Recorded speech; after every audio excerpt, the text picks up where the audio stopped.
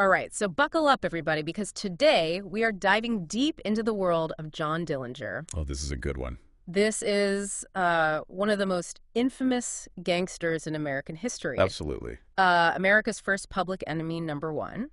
And we're talking 1930s America. Yeah.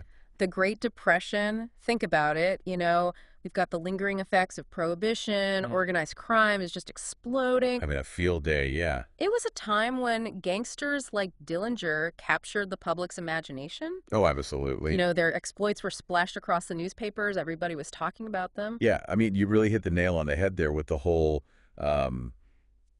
powder keg waiting to explode. Right. And figures like Dillinger became almost folk heroes. It's true. People were disillusioned. They were struggling to survive. Of course. And then, here comes this guy seemingly living the high life. Right. Robbing banks, thumbing his nose at the institution. Sticking it to the man, right? It's almost like a real-life Robin Hood story, except, well, with a lot more violence. Yeah, and a lot less giving back. A lot less giving back to the poor. Exactly. So to really get into this, to really understand his story, we need to dig into the context of his time. Right. So that's why we are going to be referencing an episode of the American History Hit podcast. Okay. Featuring historian Elliot Gorn, who wrote Dillinger's Wild Ride. Oh, great book. The year that made America's public enemy number one. Right. Okay, so Gorn argues that Dillinger's upbringing, although difficult and it was often cited as a reason for his criminal path, wasn't actually the defining factor. Right. He had a tough childhood. I mean, he had a strict father, lost his mother young. He was a school dropout, but that was sadly very common for many during that era. Yeah, I mean, especially during the Depression. Yeah. It was, tough times all over. Absolutely. But Gorn points to a very pivotal moment in Dillinger's life, and it's his 10-year prison sentence. Oh, wow. For a botched robbery. Wow. And here's the real kicker. His accomplice, Right. who cooperated with the authorities, got a much lighter sentence. Oh, that's gotta sting. And that's what really embittered Dillinger. Yeah. And that's what introduced him to that network of seasoned criminals. Right. Right. Like Herman Lamb, yeah. Who essentially mentored him in the art of bank robbery. So it's like prison was less of a deterrent, and more like a twisted finishing school for him. Exactly. It really was. Wow. And this also highlights a very crucial aspect of law enforcement at the time. Okay. Because law enforcement back then was very localized. Right. Very limited communication, limited resources. Yeah. No radios in police cars. I mean, think about that. Wow. So criminals like Dillinger, who were quick and knew how to exploit those weaknesses, they had a field day. So Dillinger gets out of prison and he just dives headfirst back into a life of crime. Pretty much, yeah. But this isn't petty theft. This is meticulously planned, high-stakes bank robberies, sometimes netting tens of thousands of dollars. Yeah, and what's really interesting is, despite that meticulous planning, right, and often the ruthless execution of those robberies, right, there are accounts of Dillinger actually being surprisingly affable. Really? With the law enforcement officials that he encountered. Oh, wow. So that's a whole other layer to his character. It is, and that's kind of, It's not so cut and dry. Yeah, it's not black and white. It's not just good guy, bad guy. Right. He's this very complex figure. Right. And that's what makes him so interesting. Right. Because he really cultivated that image of himself. Right. This charismatic persona. Oh, for sure. This charming rogue. And it really resonated with the public. Yeah. Because they saw him as, like an average Joe. Right. Living out this, this incredibly daring and dangerous fantasy. Right. So it wasn't just Dillinger himself, but his gang was also organized. Oh, yeah. Strategic, heavily armed. They were not a ragtag bunch. They were, often they outgunned the local law enforcement. They robbed state armories to acquire Thompson submachine guns. Yeah, they went all in. Talk about firepower. Yeah, it was like they were running the military operation. Yeah. Not just committing crimes. It was like a whole thing. It was, and that's what, that really started to paint a very embarrassing picture for J. Edgar Hoover. Right. And the fledgling FBI. Oh, I bet. And, a prime example of this is the botched raid on Little Bohemia Lodge. Right. Where Dillinger and his gang completely outsmarted the FBI. Oh, wow. It was a public spectacle. Yeah. And it really exposed the agency's shortcomings. Wow. So not only was he robbing banks, he was outsmarting local police, but he was also making the FBI look bad. He was. And this just added to his notoriety. Oh, yeah, absolutely. The more he evaded capture, the more the media sensationalized his exploits. It's that vicious cycle, Right. you know? It's like the more they reported on it, the more famous he became. Exactly. It just feeds on The itself. more they had to report. And it's like, how much of that is on them? Well, that's the question, isn't it? Right. How much did the media contribute to his rise? Right. By just reporting on him. Trying to do their job. Exactly. Wow. And, it got to the point where even Hollywood felt they needed to react. Really? The Hays Commission, Oh, wow. which regulated film content at the time, Right. banned the glamorization of criminals in movies because of the Dillinger phenomenon. So the impact of this one man's actions were felt all the way in Hollywood. Oh, absolutely. Wow. And, his story really became intertwined with American culture at the time. Oh, I'm sure. I mean, it reflected all the anxieties, Yeah. all the uncertainties of a nation grappling with the Depression. Right. Right. So, it's more than just a gangster story. It is. It's a story about America Of course. at a very particular time. So, like all good things or bad things, depending on your perspective, Dillinger's story had to come to an end. Right. And it all began with a very risky return to Chicago, Yeah. a botched attempt at plastic surgery, Oh. and a fateful decision to see a movie called Manhattan Melodrama. Ooh, the irony. Oh, right. A film about a criminal betrayed by his friend. Wow. Talk about foreshadowing. But before we get into that dramatic climax, Okay. I want to pose a question to you and to our listeners. Okay. What drove Dillinger to return to Chicago, a city teeming with law enforcement? Right. Was it just pure overconfidence? Hmm. Or was he, as some historians suggest, just longing for a semblance of a normal life? That's a good question. I don't know. It's really interesting to think about. Yeah, maybe he just wanted to, blend back in or something. Maybe, but, Chicago also had a lot of allure at the time, right? Yeah. I mean, the city of big shoulders, a lot of opportunity, and maybe Dillinger was drawn to that. Yeah, that makes sense. But whatever the reason, his return to Chicago really set in motion this chain of events that ultimately sealed his fate. And this is where Anna Sage enters the picture. Ah, Anna Sage, the lady in red. Right, a brothel madam facing deportation. Yeah. Who saw a chance to make a deal with the FBI. Betray Dillinger in exchange for leniency. Talk about a desperate gamble. Yeah, did she really believe the FBI would actually honor their end of the bargain? Well, we know how that turned out. I mean, history tells us they didn't. Right. But for Sage, at that moment, it must have seemed like her only option. Right. I mean, she was desperate. Yeah, and Dillinger, maybe blinded by his own bravado, walked right into the trap. He trusted her, right? He did. He trusted her enough to bring her and his girlfriend, Polly Hamilton, to the Biograph Theater that night. It's almost Shakespearean, isn't it? It really is. Like his life mirroring the very film he chose to see, Manhattan Melodrama. Right. A story about a criminal betrayed by his friend. It's crazy. So picture this. It's a sweltering July night in Chicago, 1934. Okay. The air is thick with anticipation as FBI agents led by Melvin Purvis Right. are lying in wait outside the Biograph Theater, Okay. their eyes glued to the exit. Wow.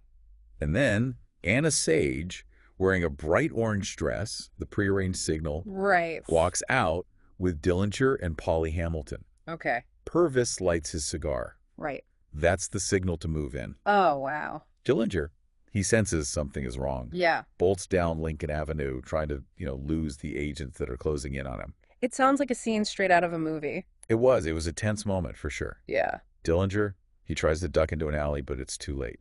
Oh, man. The FBI opens fire, and Dillinger, public enemy number one, falls in a hail of bullets. Wow. It was a dramatic end to a life, lived on the edge. But even in death, Dillinger's story doesn't quite end there, does it? Not really. There's all sorts of, legends and conspiracy theories surrounding his death. I mean, some say he wasn't actually killed that night. Right. That he had a body double and escaped to live Yeah. out his days in hiding. Right. And the conspiracy theories persist even today. Yeah. Some even claim the entire shootout was staged by the FBI. Really? Yeah, which is, that's a whole other rabbit hole. It's fascinating, though. It is, and it's a testament to, the public's fascination with him. Right. This unwillingness to let go of the myth, Yeah. It's like we want to believe that he pulled off one last con, outsmarted everyone, even in death. That he was the ultimate trickster. Exactly. Yeah. And, speaking of keeping his memory alive, Yeah. Dillinger's family played a role in that too. Really? How so? I mean, within a week of his death, Okay. they signed a contract to share his life story with the public. Oh, wow. They recognized the value of the Dillinger name, Yeah. that enduring fascination with him, with the outlaw figure. So here we are, almost a century later, I know, it's crazy. still talking about John Dillinger. Yeah. What is it about these outlaw figures that continues to capture our imagination? Well, I think it's a combination of factors. Okay. Part of it is that yearning for a simpler time, a romanticized view of rebellion. Right. Dillinger represents this time when individuals, even criminals, could, make a name for themselves. Right. Challenge the system, leave a mark on history. So he's like the ultimate anti-hero. He really is. Yeah. We know he was a criminal, Right. a killer. Right. But there's something, undeniably captivating about his audacity. Right. His ability to, outwit the authorities time and again. Right. And let's not forget, the backdrop of the Great Depression. Of course. People were suffering, losing faith in those very institutions that were meant to protect them. Yeah. And so, in a way, Dillinger became a symbol of defiance against those forces. Like sticking it to the man. Exactly. Yeah. The banks, the government, the establishment. And it was a very powerful image for those, struggling to survive. Yeah, I can see that. But, Dillinger's legacy goes beyond just the myth and the romanticized rebellion. Right. Because his actions, although criminal, actually forced law enforcement to modernize and adapt. Really? I mean, the rise of the FBI as a national force Okay. can be traced back to the Dillinger era, Oh, wow. a direct response to the challenges that he posed. That's kind of ironic, isn't it? It really is. He inadvertently helped create the very system that ultimately led to his downfall. Right, but, his story isn't just a history lesson. Right. It speaks to these timeless themes Okay. that I think resonate even today. Okay, like what? Like the allure of rebellion, the consequences of social upheaval, Right. the complex relationship between fame and infamy. And we can't forget the role of the media. Of course. Right. Absolutely. How they shape public perception Yes. and in some ways contribute to the creation of these larger-than-life figures. Exactly. And, it also makes us think about the human condition, Yeah. the power of individual charisma, Right. our enduring fascination with those who, operate outside the boundaries of societal norms. Right. Right. So I guess the question is, what does this all mean for you listening in? Yeah. What's your takeaway from this deep dive into John Dillinger's world? Right. What resonates with you the most? Is it the thrill of his escapades, the audacity of his crimes, or something else entirely? I think as you reflect on that, Okay. I want to encourage you to, explore this fascinating period in American history further. Yeah. Maybe even check out Elliot Gorn's book, Dillinger's Wild Ride. Yeah. It's a truly immersive look into a really turbulent era Right. and the complex individual who became, an American legend. Right. For better or worse. It's a reminder that history isn't just a collection of dates and facts. It's not. Right. It's about understanding the forces that shape our world, the choices people make, Yeah. the consequences that follow. Right. Now, shifting gears a bit, Okay. there's an aspect of Dillinger's story that I think often gets overlooked, Okay. and that's the women in his life. You mean like Billy Frechette? Yeah, Billy Frechette, his girlfriend. Right. She was a Native American woman from Wisconsin, Right. thrust into this chaotic world of Dillinger's gang. Right. And then there was Polly Hamilton, who was with him Yes. that fateful night at the Biograph. Exactly. So these women weren't just passive bystanders. Right. They were active participants in his life. Yes. Though often with, tragic consequences. Yes, absolutely. It's easy to get caught up in the romanticized image of the gangster lifestyle. It is. But we have to remember the human cost, right? Absolutely. The ripple effect of these crimes on everyone involved. Right. I mean, Billy Frechette, for instance, she ended up arrested and imprisoned. Right. Her life forever altered by her association with Dillinger. And Anna Sage, the brothel madam who betrayed him, Yeah. her story is particularly poignant. In what way? Well, she thought she was making this deal to save herself from deportation. Right. But ultimately, the FBI didn't hold up their end of the bargain, Of course not. and she ended up being deported anyway. Oh, wow. Her life shattered despite her attempt to manipulate the system. Yeah, that's sad. Yeah, and, we also can't forget the countless victims of Dillinger's crimes. Right. The bank tellers, the law enforcement officers, the innocent bystanders caught in the crossfire. Right. I mean, their stories are often overshadowed by Dillinger's notoriety, Of course. but they're just as important to remember. Yeah, absolutely. It's crucial to acknowledge those victims, Yeah. to recognize that Dillinger's actions had real devastating consequences for many people. So, we've covered a lot of ground here. Dillinger's upbringing, his crimes, his demise, the women in his life, It's been a journey. the impact on law enforcement, his enduring legacy, the victims he left behind. A lot to unpack. What's the lasting takeaway? What can we learn from this deep dive into John Dillinger's world? Yeah, it's been a real roller coaster ride through history. It really has, and I think, it makes you think, doesn't it?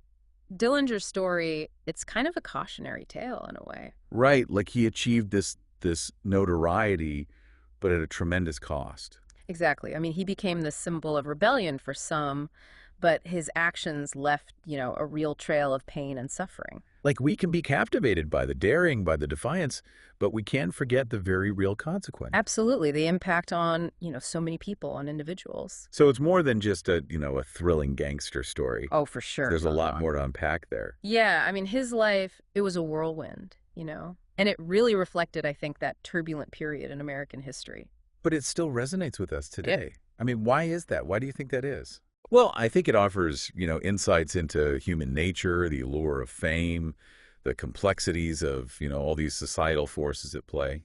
It really makes you think about how we perceive history, too. It does. You know what I mean? It's not just memorizing names and dates. No, not at all. It's about understanding the choices people made, the context in which they made them, and, the lasting impact of those choices. You've hit on a crucial point there.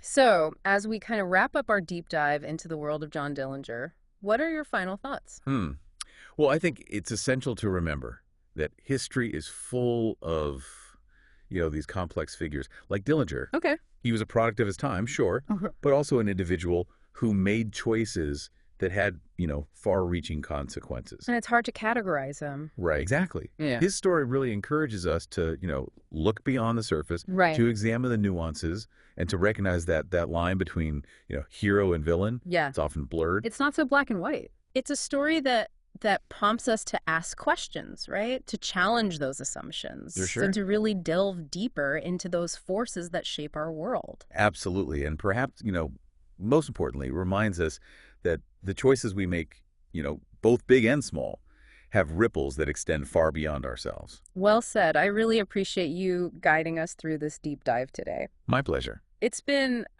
quite a journey back to 1930s America. It has. And a fascinating exploration of a man who became, an American legend, for better or worse. He really did. And for you listening, we hope this has sparked your curiosity. I hope so. Maybe you'll be inspired to, explore this era further. Yeah. Learn more about Dillinger, or even examine the outlaw figures and events that have shaped your own corner of the world. That's a great idea. Keep questioning, keep exploring, and keep diving deep into those stories. Absolutely. Thanks for joining us. Thanks for having me.